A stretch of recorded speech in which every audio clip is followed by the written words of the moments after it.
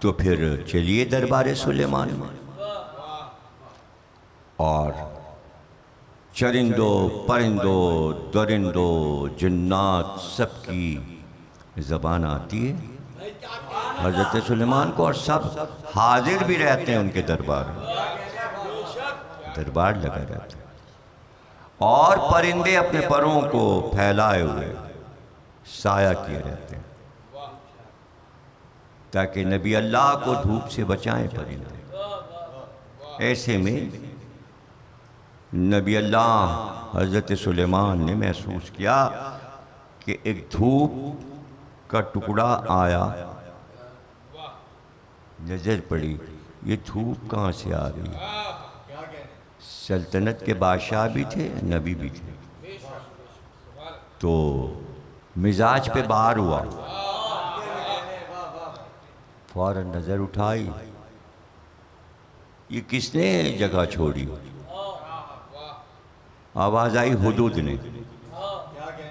حدود عربی لفظ ہے اور آیت میں لفظ حدود ہی آیا، اور قرآن کی ہی وجہ سے وہ ہر زبان میں حدود ہو گیا، اردو، ہندی، عربی، فارسی سب میں وہ حدود ہے۔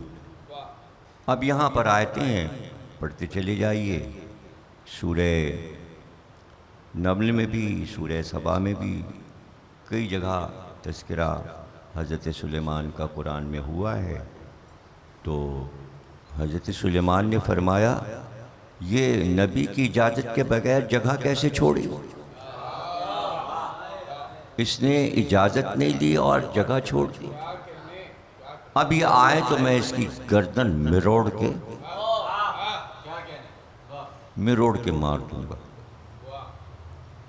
لیجئے، نبی سے پوچھے بغیر اگر کوئی جگہ چھوڑ دے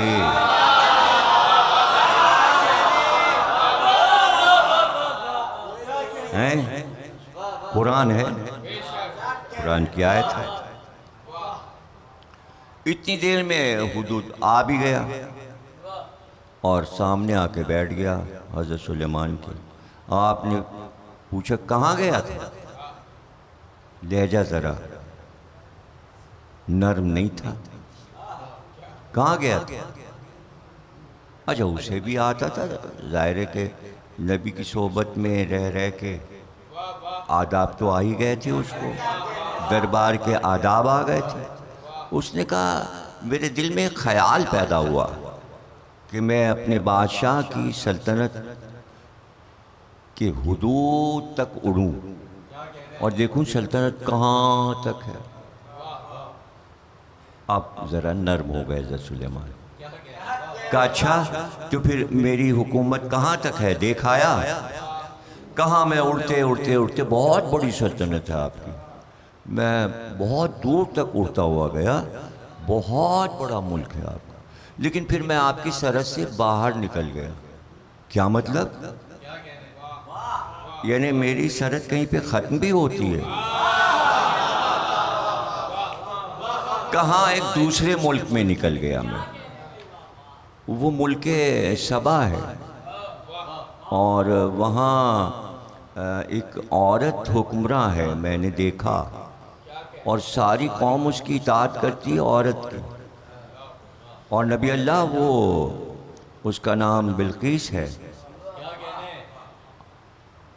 اور اسے تو آپ کے حرم میں ہونا چاہیے، وہ اپنے ملک کی ملکہ ہے۔ وہ اسی وقت حضرت سلیمان نے کہا کون ہے جو بلقیس کا تخت لائے؟ اب یہ تفسیر میں بڑی تفصیل ہے کہ پہلے نبی اللہ نے پیغام بھجوایا اور اپنا سفیر بھیجا اور گفتگو ہوئی اور اس میں خط لکھا حضرت سلیمان نے بسم اللہ الرحمن الرحیم کہہ کر، اور پھر لکھا کہ فوراً کلمہ پڑھ کر مسلمان ہو جا اور میں اللہ کا نبی ہوں۔ یہ ساری تفصیلات کچھ قرآن میں، کچھ تفسیر میں، کچھ تاریخ میں موجود ہے۔ حضرت سلیمان کا بہت بڑا قصہ ہے۔ وہ خط اس کو ملا، اس نے اپنے درباریوں سے، وزراء سے پوچھا اور اس نے کہا یہ نبی ہم کو سچا لگتا ہے اور اس کا خط دیکھ کر یقین ہو رہا ہے کہ یہ سچا نبی ہے، اس کا دعویٰ سچا ہے اور ہم لوگوں کو چلنا چاہیے۔ اور پھر ملکہ نے طے کر لیا کہ ہم چلیں۔ تو حدود نے اس میں ایک بات یہ بھی بتائی تھی کہ اس کے پاس بھی ایک تخت ہے جیسا تخت آپ کے پاس ہے۔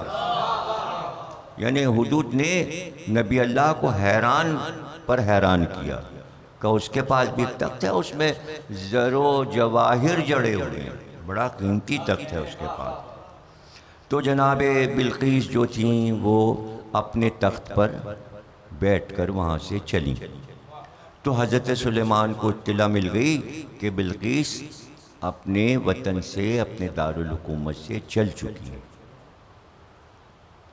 تو حضرت سلیمان نے بھرے دربار میں آواز دی، کون ہے جو بلقیس کا تخت جلدی لائے؟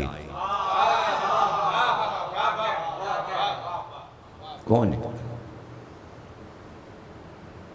تو یہاں پہ قرآن نے کہا وَمَنْ عِنْدَهُ عِلْمٌ مِّنَ الْكِتَابِ، کہ ایک شخص بولا کہ میں جلدی تخت لاؤں گا۔ اس کی پہچان قرآن نے بتائی کہ اس کے پاس کتاب کا تھوڑا سا علم تھا، تھوڑا سا علم تھا۔ اور وہ کون تھا؟ اس کا تعارف ہوا تفسیر میں کہ وہ حضرت سلیمان کے سگے چچا زاد بھائی آصف بن برقیہ تھے، اور وہ وزیر اعظم بھی تھے حضرت سلیمان۔ اور انہوں نے، وہ پہلو میں کھڑے ہوئے تھے، انہوں نے کہا میں تخت لے آؤں گا۔ حضرت سلیمان نے کہا کتنی دیر میں؟ تو انہوں نے کہا آپ کی پلک نہیں جھپکے گی کہ تخت آ جائے گا۔ تو مفسرین کہتے ہیں کہ پلک جھپکنا کیسا، بس کہا تھا آصف نے اور تخت سامنے تھا۔ تو جس کے پاس کتاب کا تھوڑا سا علم تھا، تھوڑا سا علم تھا، وہاں کتاب کیا ہے؟ توریت۔ وہاں کتاب کیا ہے؟ توریت۔ یعنی توریت کا ذرا سا علم رکھتا تھا۔ تو ملک سبا سے پائے تخت سلیمان چشم زدن میں وہ تخت لے آیا، اور یہاں آیت کر رہی ہے قُلْ كَفَى بِاللَّهِ شَهِيدًا بَيْنِي وَبَيْنَكُمْ وَمَنْ عِنْدَهُ عِلْمُ الْكِتَابِ۔ پوری کتاب کا کل علم رکھتا ہے وہ سلیمان کا چچا زاد بھائی ہے، یہ محمد کا چچا زاد ہے، وہ ان کا وزیر ہے، یہ ان کا وزیر ہے۔